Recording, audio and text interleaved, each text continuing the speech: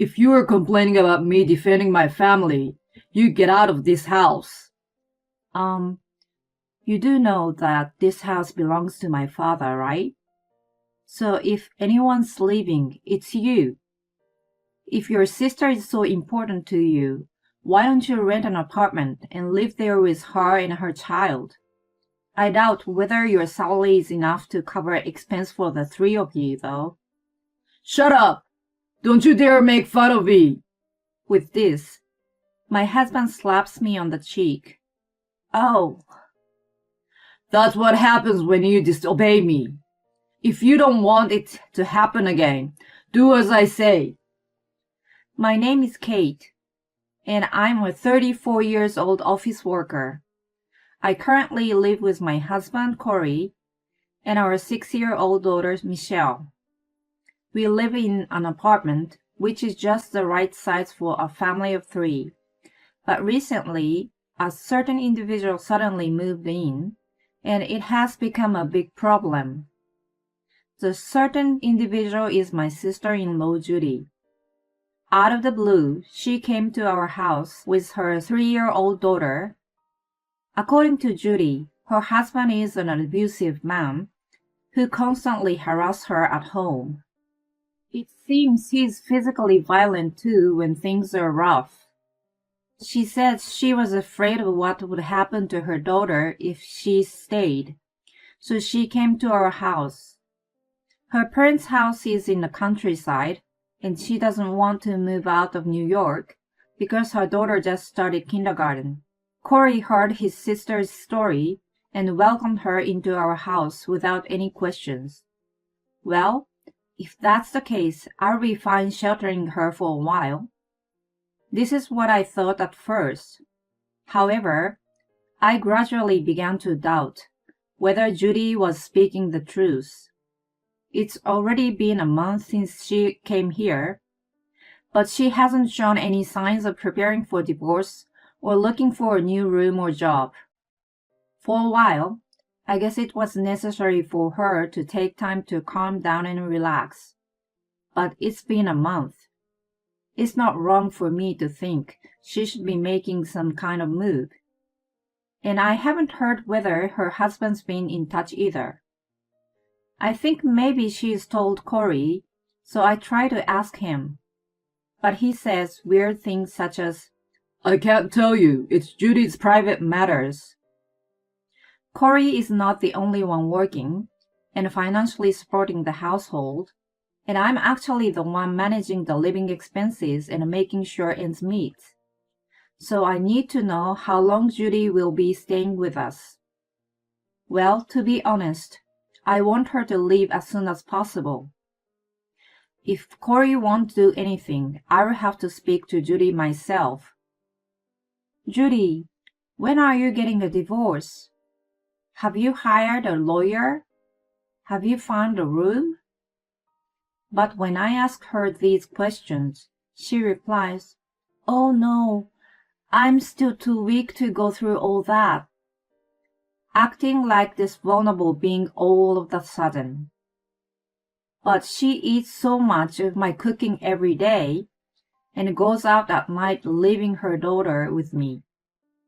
Most of the time, she comes home stinking of alcohol. When I point this out to Corey, he just says, She had a tough time with her husband, repressing her, let her be, and does nothing. I had no idea because I didn't know Judy too well. But it seems Corey loves his sister too much. She is spoiled because of him. That's why she gets carried away and doesn't listen to me. Lately, I think she's gotten too used to living in our house. She's always lounging on the couch. Even before I go to work, she's there on the couch. And when I come home from work, she's still there. She doesn't help with any of the housework, leaving the aircon on, and uses our groceries for her lunch without permission. So when I came home, the groceries I was going to use for dinner are gone. Sometimes I would have to go to the supermarket again to buy more. This continues, and before I know it, 2 months has passed since Judy and her daughter first came to our house. I really can't take it anymore. Can you please talk to her as an older brother? My patience is at an end. So one day, I asked Corey to tell his sister to get her act together. What? You're going to treat my sister that poorly? She's my family. How can you say that? I let her stay here 2 months even though she's done nothing. Isn't that generous enough? 2 months is more than enough time to get divorced and work sorted out. But she stays here every day doing absolutely nothing, only to leave the house at night to go and do whatever she pleases. I'm telling you, it's just her way to relieve the stress of what she has been through. We have passed the period completely. It's time for her to move on. With this, Corey snaps back at me. Shut up! You know my sister suffered. You cold-blooded devil. Don't you have a human heart? I didn't think you were so cruel. For once, I cannot back down. Okay, then you help me with the housework. Huh? Help me with the housework. We both work. So why am I the only one doing the housework and taking care of Michelle? If you care so much about your sister, then take care of this house too. At least drive Michelle to kindergarten. You've never done anything. You know that? It's not like you're going through a rough time right now, not like your sister. So you should be capable. With this, Corey doesn't know what to say. I guess he can't talk back because everything I said is right. All he can say to me is this. Well, that's your job as a wife. Huh? What was that? Are you harassing me? You say you're upset that Judy's husband is harassing her, but it's okay for you to do the same to me? That's not what I... Can I ask you to drive Michelle from now on? Okay. The problems with my sister-in-law haven't been solved at all, but for now, I'm glad that my husband is going to help me with our daughter. But this doesn't lessen my workload as much as I thought. Michelle goes to the ballet class, and it is my job to drive her there. She goes to ballet every Saturday, and Corey says he's worried about Judy and her daughter Amy. So he says he has to stay home with them. Well, I never expected him to drive Michelle on Saturdays too. But the problem is that the house is always a mess when I return. And I'm the one who has to clean up after them. When I ask Corey if he can at least keep the house tidy, he says, I'm tired from all the driving, so let me rest on a Saturday. When I ask Judy to help with the housework, Corey says she doesn't need to. So there she is every day just sitting on her ass. It's like she's princess.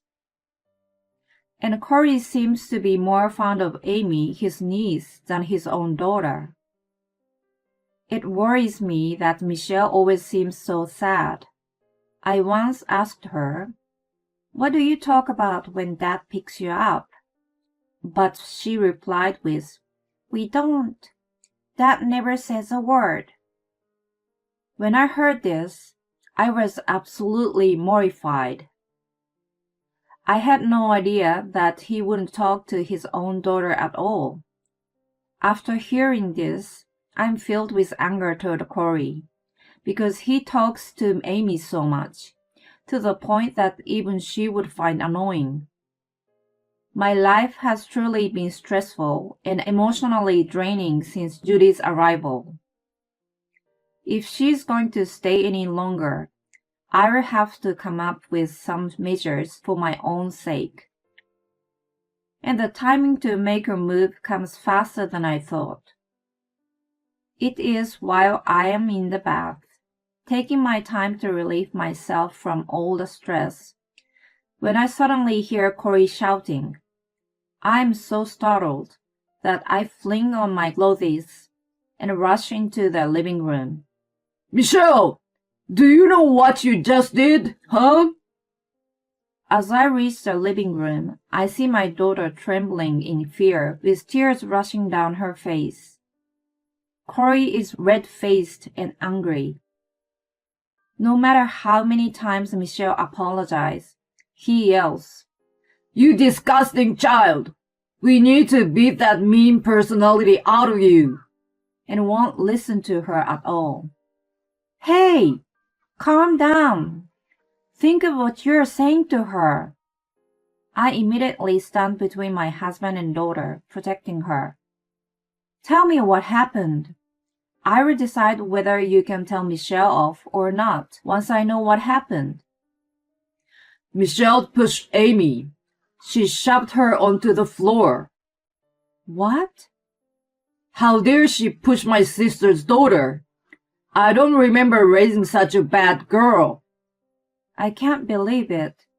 My daughter is always kind and gentle. I can't believe she would push her cousin so violently. However, looking toward my sister-in-law and her daughter, I see that Judy is hugging and calming down on crying Amy. It was terrible things to do. You have to properly punish her, Corey. Glaring at Michelle, Judy eggs my husband on. Wait a minute. Maybe Michelle did push Amy, but why did she? She wouldn't do something like that without reason.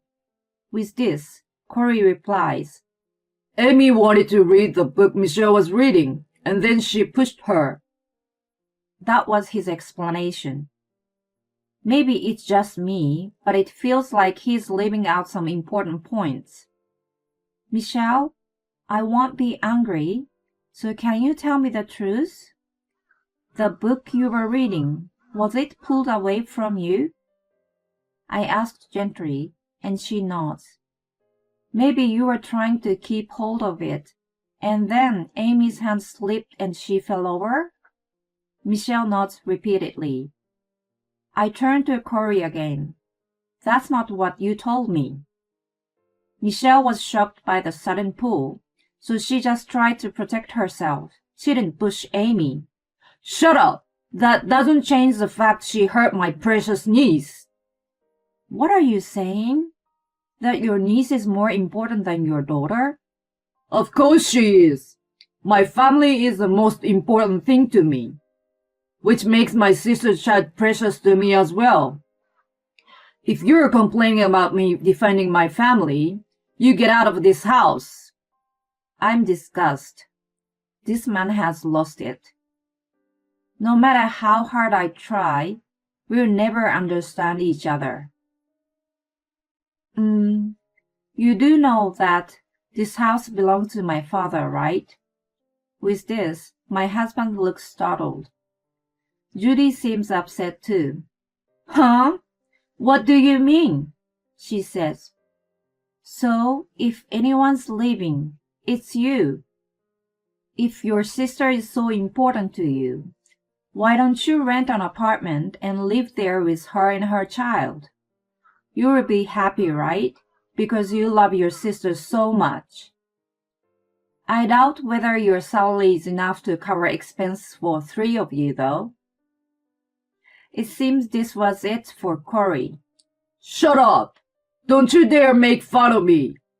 With this, my husband slaps me on the cheek. Oh! I feel a twinkling pain in my cheek. It must be turning red too. That's what happens when you disobey me. If you don't want it to happen again, do as I say.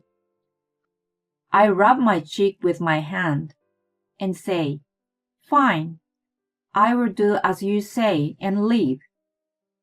Packing my belongings, I take my daughter's hand and head to my parents' house.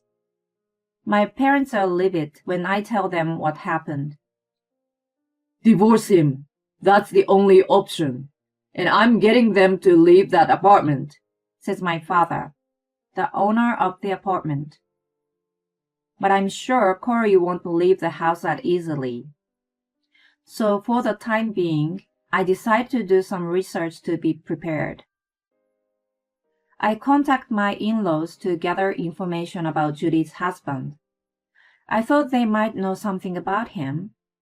However, they say they haven't heard anything from Judy. On the contrary, according to them, Judy and her husband's relationship was going well. I become increasingly suspicious of Judy's statements.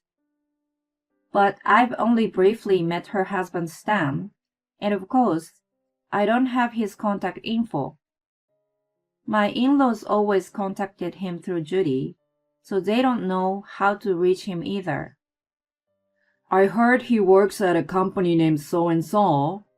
Why don't you try reaching out to them? They say. So I head off to the company where Stan works. I vaguely remember his face, so I should be able to recognize him at the office. I stand outside the company near the end of the working hours and find him. When I call out to him, Stan is startled. Then he hurriedly asks, "Do you know where Judy is right now?" For a moment, I wonder if Judy really was suffering from this man. But it seems this is not the case. I go to a coffee shop with him and see what he has to say.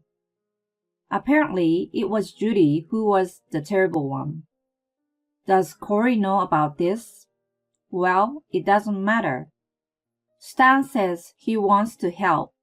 So with him and my parents, we head to my house to see Corey and Judy.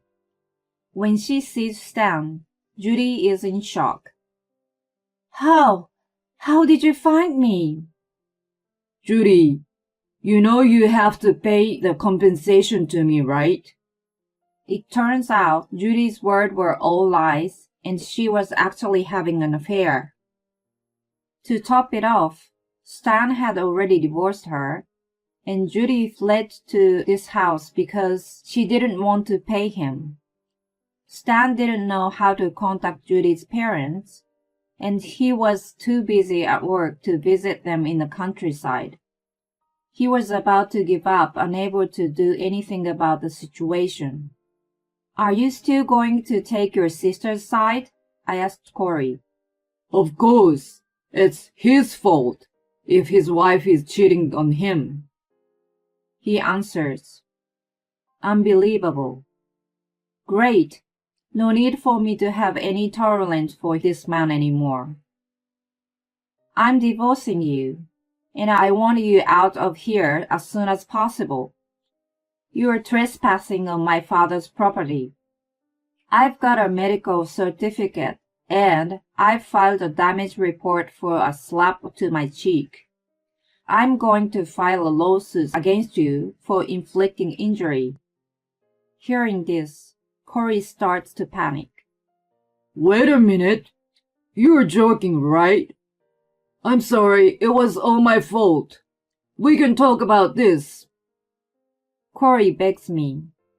Judy is begging Stan to forgive her as she has no money to pay the compensation, but there is no way we would forgive them. I never withdrew the report, so my husband is arrested and has to pay a fine. I also demand a divorce and child support through my lawyer. My ex-husband now has a huge debt. Judy has nowhere to run to anymore, so she has to pay the compensation too. Their parents find out about this incident and they disown Corey, while Judy is dragged back to their house. She is now being forced to work at their farm, and all her wages go to the compensation to Stan. Most of Corey's salary is used to pay off his debt, and he seems to be living a poor life. As for me, I've moved to an apartment near my parents' house, so Corey can't suddenly appear at my door. I'm enjoying spending my days with my daughter, just the two of us. She is now in elementary school, has new friends, and seems much happier than before. I'm hoping to continue working hard to raise my precious daughter. Loving his sister too much and injuring his wife? What sort of husband is that? His parents seem decent, so I wonder why these two siblings became so monstrous. At any rate, I'm glad that Kate and Michelle are living a peaceful life now. I hope they continue to live happily together. Thanks for sticking around until the end. Please subscribe to our channel if you enjoyed this video, and see you in the next one.